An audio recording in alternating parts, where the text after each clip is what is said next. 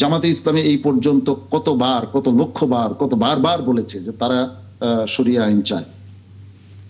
আজকে আপনারা লক্ষ্য করেছেন কিনা যে একটি খ্রিস্টানদের একটি দলের সাথে তারা দেখা করে তারা স্পষ্ট তাদের কাছে প্রতিশ্রুতি দিয়েছে যে তারা যদি ক্ষমতাসীন হয় তাহলে তারা শরিয়া আইন বাস্তবায়ন করবে না, প্রচলিত আইনে দেশ চালাবে বলেছে। হ্যাঁ, জি।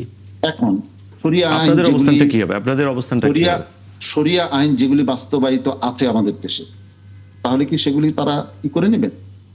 এই প্রশ্নগুলির উত্তর তাদেরকে দিতে হবে। দেখুন, তারা যদি আগের থেকে বলতেন যে তারা শরিয়া আইনে বিশ্বাস করেন না, যেমন বলেছিলেন, মানে বিএনপির পক্ষ থেকে বলা হয়েছিল, এমন কথা যদি তারা বলেন তাহলে আমাদের কোনো আপত্তি ছিল না। কিন্তু তারা আগে তো তা বলেনি। আজকে নতুন ভাবে এই কথা শোনার পর মানুষ কি প্রতারিত হচ্ছে না? আমাদের একটা আলোচনা চলছিল যে অন্যান্য দল আসতে যাচ্ছে, কিন্তু দেখা গেল তারা, এবং সেই তিন দলের, আমাদের কাছে তিন দলের নেতৃবৃন্দ আমাদেরকে জানিয়েছেন যে জামাত তাদেরকে এককভাবে এই সিদ্ধান্ত গ্রহণ করেছে এবং তাদেরকে সিট বন্টন করে দিয়ে দিয়েছে। এইটা তো মানে আমি শব্দটা উল্লেখ করতে চাই না, আমরা যে ব্যবস্থার বিলোপ চেয়েছিলাম, এখন ক্ষমতায় যাওয়ার আগেই যদি সেই জাতীয় আচরণ একটি দলের পক্ষ থেকে দেখা যায়, এটা অত্যন্ত দুঃখজনক। আমরা চাই এই অবস্থার তাদের উপলব্ধিতে আসুক। তারা যদি উপলব্ধি করেন যে হ্যাঁ, মানুষের মধ্যে যে প্রত্যাশা জেগেছে, মানুষের প্রত্যাশা পূরণের জন্য তারা ইতিবাচক থাকবেন, আমরা ইতিবাচক আছি, হয়তো কোনো সমাধান হবে। আর যদি তারা এমন কোনো ব্যবস্থাপনায় গিয়ে থাকেন যেটা তারেক রহমানের সাথে দেখা করে তিনি বলে এসেছেন, একটি দলের আমির, তিনি যখন বলে এসেছেন যে ক্ষমতায় যাওয়ার পর তারা মোটামুটি একটা ব্যবস্থাপনায় থাকবেন, তাহলে আর এত বড় বড় কথা বলে কি লাভ হলো? মানুষকে নতুন স্বপ্ন দেখিয়ে কি লাভ হলো? তাহলে আমাদের আজকে যুগ্ম মহাসচিব গাজী আতাউর রহমান তো সঠিক আশঙ্কার কথাই ব্যক্ত করেছেন। তাহলে কি তারা এমন কিছু করতে যাচ্ছেন যেটা জাতীয় পার্টি করেছিল, যে সরকারেও ছিল আবার বিরোধী দলেও ছিল? এমন যদি কোনো ব্যবস্থাপনা হয়ে থাকে এবং নির্বাচনে অংশগ্রহণটা যদি মানুষকে এটা যদি আইওয়াশের মতো হয়, তাহলে তো এটা দুঃখজনক। এবং গাজী আতাউর রহমান সাহেবের যে কথাটি, গাজী আতাউর রহমান সাহেবের একটা ওয়ার্ডিং খুবই ইম্পর্টেন্ট, মানে যেটা এই সম্পর্কের টানাপোড়েনকে তিনি কি বলছেন ওয়ার্ডটি? উনি বলেছিলেন, ওনাকে প্রশ্ন করা হয়েছিল যে জামাতের সঙ্গে যেহেতু টানাপোড়েন চলছে, নতুন জোট আপনারা করবেন কিনা। উনি একটা ইঙ্গিত দিয়েছেন। উনি বলেছেন যে 20 জানুয়ারি মনোনয়নপত্র প্রত্যাহারের শেষ দিন, নির্বাচন হলো 12 তারিখ, তাই না? তাহলে মাঝখানে এই সময়টাতে যে কোনো কিছু হতে পারে। পরের লাইনে তিনি বলেছেন যে তাদের প্রতি যারা শ্রদ্ধাশীল তাদের সঙ্গে আলোচনা চালিয়ে নিচ্ছেন। ওকে, এই যে শ্রদ্ধাশীল, আপনাদের দলের প্রতি শ্রদ্ধাশীল কয়টা দলের সঙ্গে আলোচনা চলছে আসলে একটু কি খোলাসা করবেন প্লিজ? এখানে একেবারে সুনির্দিষ্টভাবে বলার কিছু নেই, আনুমানিক আর কি, হয়তো 4টি থেকে 6টি অথবা আলোচনা আজকেও চলমান আছে, মানে এটা চলছে। এবং আমরা যে ক্ষোভটা বা আমরা যে অস্বাভাবিক পরিস্থিতির কথা বর্ণনা করছি, এরকম অস্বাভাবিক পরিস্থিতির কথা আরো দলগুলি বর্ণনা করেছে, আপনারা হয়তো ইতিমধ্যে সংবাদ মাধ্যমে দেখেছেন। এবি পার্টি আছে, আবার বাংলাদেশ পার্টি, তাদের কথা শুনতে পাচ্ছি, খেলাফত মজলিস আছে, বাংলাদেশ খেলাফত মজলিস আছে, এটা করেছেন। এবং দেশের শীর্ষ ওলামায়ে কেরামও এখন এই বিষয়টায় তারা তাদের ভূমিকা রাখবেন বলে মনে হয়। একটা বিষয় একটু বলবেন, মানে এই যে অবিশ্বাস দানা বাঁধছে, এটা কি খুব মানে রিসেন্টলি, মানে আমরা দেখতে পাচ্ছি বেশ আগে থেকেই জামাত ইসলাম বলছে, কিন্তু 276টি মনোনয়ন দাখিল করে ফেলেছে, জমা দিয়েছে, আপনারা 268টা জমা দিয়ে ফেলেছেন, কিন্তু আপনাদের ভোটাররা তারা তো কনফিউজ হবেন, তারা তো বুঝতে পারছে না, ভোটটা তো তাদেরকে দিতে হবে, তারা তো মেইন স্টেক হোল্ডার। জি, আপনি যেটা বললেন যে এটা কি হঠাৎ করে হলো নাকি একটু একটু করে হচ্ছে, দেখেন অনেকগুলি ছোট ছোট কম্পোনেন্ট মিলে একটা বড় জিনিস হয়। দেখুন, আজকে জামাতে ইসলামী এই পর্যন্ত কতবার, কত লক্ষবার, কত বারবার বলেছে যে তারা শরিয়া আইন চায়। আজকে আপনারা লক্ষ্য করেছেন কিনা যে একটি খ্রিস্টানদের একটি দলের সাথে তারা দেখা করে তারা স্পষ্ট তাদের কাছে প্রতিশ্রুতি দিয়েছে যে তারা যদি ক্ষমতাসীন হয় তাহলে তারা শরিয়া আইন বাস্তবায়ন করবে না, প্রচলিত আইনে দেশ চালাবে বলেছে। হ্যাঁ, জি। এখন শরিয়া আইন, আপনাদের অবস্থানটা কি হবে? আপনাদের অবস্থানটা কি হবে? শরিয়া আইন যেগুলি বাস্তবায়িত আছে আমাদের দেশে, তাহলে কি সেগুলি তারা কি করে নেবেন? এই প্রশ্নগুলির উত্তর তাদেরকে দিতে হবে। দেখুন, তারা যদি আগের থেকে বলতেন যে তারা শরিয়া আইনে বিশ্বাস করেন না, যেমন বলেছিলেন, মানে বিএনপির পক্ষ থেকে বলা হয়েছিল, এমন কথা যদি তারা বলেন তাহলে আমাদের কোনো আপত্তি ছিল না। কিন্তু তারা আগে তো তা বলেনি। আজকে নতুন ভাবে এই কথা শোনার পর মানুষ কি প্রতারিত হচ্ছে না? মানুষ এগুলি সংশয় সৃষ্টি করে। দেখুন, ভারতের সাথে তারা গোপনে বৈঠক করলেন, রয়টার্স এটা প্রকাশ করলো। এটা যদি রয়টার্স প্রকাশ না করতো তাহলে এদেশের মানুষ কি এটা জানতে পারতো? এগুলি আমাদের মধ্যে সংশয়ের সৃষ্টি করে যে তারা আসলে আমাদের মাধ্যমে অন্য কিছু চাচ্ছেন কি। আমরা আশা করি আমাদের ধারণা বা আমাদের শঙ্কাটা ভুল প্রমাণিত হোক, কিন্তু সাহেব থেকে তারা এই বিষয়গুলো, হ্যাঁ আপনি শেষ করুন, তারপরে আপনি শেষ করুন। তো এই বিষয়গুলি থেকে শঙ্কা দানা বাঁধে, আর সেই শঙ্কা থেকেই মানে পরিস্থিতিটা আস্তে আস্তে দূরত্বের পরিস্থিতি তৈরি হয়।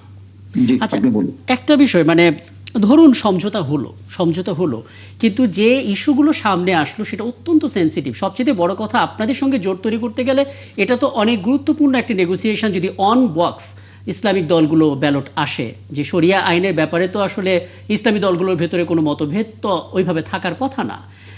সেই জায়গাটা যদি থাকে তাহলে জোট তৈরি হওয়ার পরও শঙ্কা কি যায়? মানে যে কোনো মুহূর্তে তো এই মৌলিক জায়গাতেই একটা বিভেদ তৈরি হয়ে যেতে পারে। একেবারে যথার্থ বলেছেন। এই বিষয়গুলি তো এখন তাদেরকে পরিষ্কার করতে হবে, এই বিষয়গুলি তাদের অবস্থান পরিষ্কার করতে হবে। আমরা যদি সমঝোতা হয়, আমরা তাদের প্রার্থী যেখানে থাকবে আমরা সেখানে আমাদের জনগণকে, আমাদের ভোটারদেরকে ভোট দিতে বলবো, আমাদের সমর্থক কর্মীদেরকে ভোট দিতে বলবো, এবং তাদের এখানে ক্যাম্পেইনে আমরা যাব। আমরা কাদের জন্য ক্যাম্পেইনে যাব সেটা তো তাদের নিজেদেরকেই পরিষ্কার করতে হবে যে আসলে তারা কি চান। তারা এক জায়গায় একটা বলবেন, আরেক জায়গায় আরেকটা বলবেন। এটাই যদি হয় তাহলে মানে আমাদের নাসিরউদ্দিন পাটোয়ারি, এনসিপির নেতা, তিনি একটি কথা বলেছেন, আপনারা এটা দেখেছেন, যে নামটা বদলে ফেলা দরকার। তাহলে তো নাসিরউদ্দিন পাটোয়ারির কথাই সত্য হয়ে যায়। এখানে ছোট্ট দুটো প্রশ্ন আছে। আপনি খুব সুন্দরভাবে সিচুয়েশনটাকে ব্যাখ্যা করছেন, কিন্তু দুটি বিষয়, সেটি হচ্ছে যে আপনাদের এই জোটের যে ভিত্তি, যেটা যে মূল স্লোগানটা আপনারা বারবার ইসলামী জোট, ইসলামী দলগুলোর জোট, এইভাবে কথাটা বলছেন। তো যদি ব্যাপারটা এরকম হয় তাহলে কি শরিয়া আইনের ব্যাপারে ঐক্যমত হয়েছিল আগে? এক নাম্বার। এটা সবাই, প্রত্যেকটি দল এই বিষয়ে তাদের বক্তব্য আগে বারবার উপস্থাপন করেছে, এবং আমাদের বক্সে ওয়ান বক্স পলিসি হবে যে ইসলাম যারা চায়, ইসলামী রাষ্ট্রীয় আদর্শ হিসেবে যারা গ্রহণ করে, ইসলামকে যারা অর্থনৈতিক আদর্শ হিসেবে গ্রহণ করে, ইসলামের সামাজিক নীতিকে যারা গ্রহণ করে, তারা আমরা একটা বাক্সে আপনাদের ভোটগুলি আসুক। এটা ছিল মূল অবস্থান। সেই অবস্থানে জামাত আগ্রহ প্রকাশ করে তারা এসেছিলেন।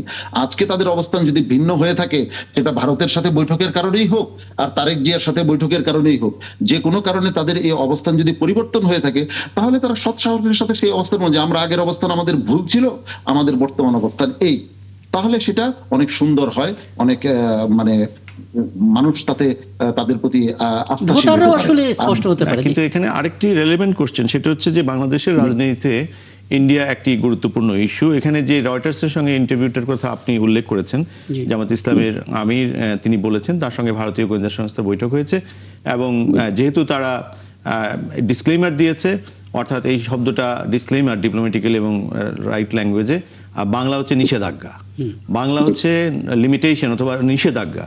তো এরকম একটা কথা জাতীয় পার্টির চেয়ারম্যান কিন্তু বলেছিলেন, এরশাদের ভাই, এবং আপনি জানেন যে জাতীয় পার্টি প্রথমত এত বছর যে আওয়ামী লীগের ফ্যাসিবাদের দোষর হিসেবে সহযোগী হিসেবে কাজ করার জন্য যতটুকু সমালোচনা এবং নিন্দিত হয়েছে, তার চেয়ে অনেক অনেক বেশি নিন্দিত হয়েছিল। আমি ভারত থেকে মিটিং করে এসেছি, তারা বলে দিয়েছে মিটিংয়ে কি আলোচনা হয়েছে বলা যাবে না, এই কথাটির জন্য। আপনি আজকে জামাত ইসলাম যে কথাটি বললেন, জামাতপন্থী বুদ্ধিজীবী এবং রাজনীতিকদেরকে, প্রায় অন্য দলগুলোকে ভারতের সঙ্গে সফট সম্পর্কের জন্য তীব্র সমালোচনা করতে দেখা যায়, কিন্তু এই ব্যাপারটি নিয়ে আপনি যেভাবে স্পষ্টভাবে কথা বলেছেন, আমি কিন্তু কোনো রাজনৈতিক দলের স্পষ্ট জবাবদিহিতা কামনার কথা শুনিনি।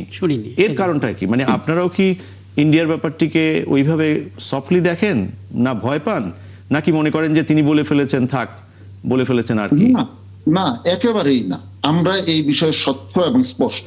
আমরা ভারতের জনগণের সাথে আমাদের কোনো শত্রুতা নেই। ভারতের জনগণের সাথে বাংলাদেশের জনগণের সুসম্পর্ক হোক, এটা আমরা চাই, কিন্তু ভারতের দাদাগিরি আমরা সহ্য করব, এটা আমরা মেনে নিতে পারি না। এইটা কি আপনারা জোটের মধ্যে এই আলোচনাটি এসছে কিনা এবং ওনার কাছ থেকে ব্যাখ্যা চাওয়া হয়েছে কিনা? এই চমৎকার প্রশ্ন বলেছেন।